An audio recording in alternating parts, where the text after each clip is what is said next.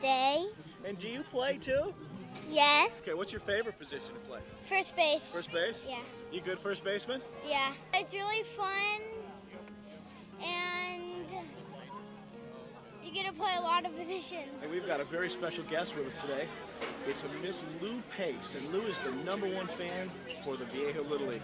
Tell us about how long you've been coming out to see these young men. Well, I started in 1984 to root for my great-nephew at the lake. He used to play at the lake, and I rooted for him until he finished high school and went on. And I have no children, so I felt very lost. But I write poems, and I wrote a poem for my brother, and I was going to surprise him and mail it. It was published in the International Library of Poetry. And so I went to the post office at the pavilion, near the pavilion, and on Oso Parkway. And this young girl waited on me, and I thought she was superb. She gave me excellent service, and I wanted to give her a commendation.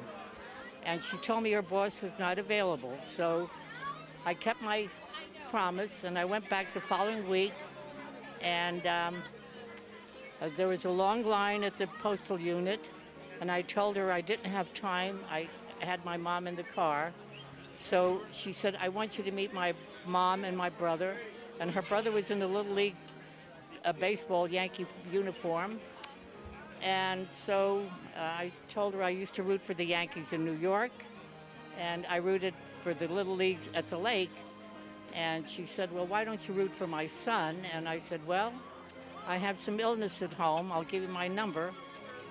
And if I'm available, I'll be there. So that's how I started coming to the Viejo League.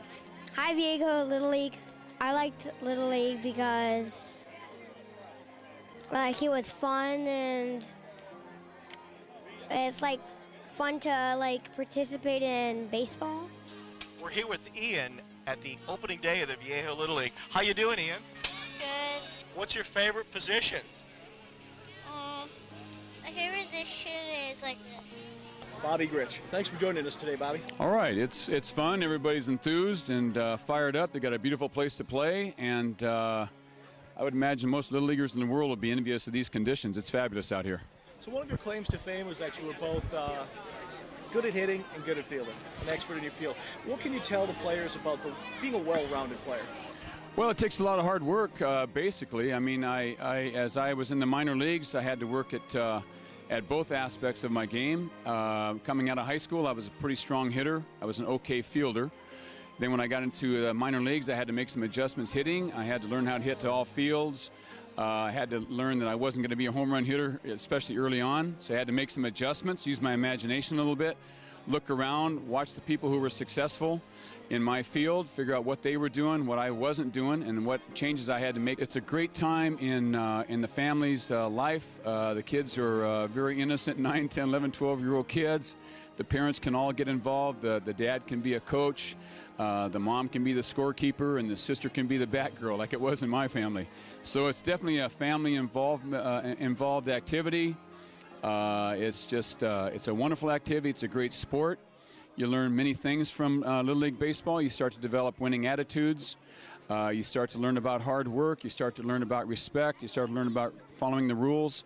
All kinds of things where these young people start to develop their characteristics that will help them throughout the rest of their life. So it's a wonderful activity, wonderful sport, and it's just great that the entire family can get involved.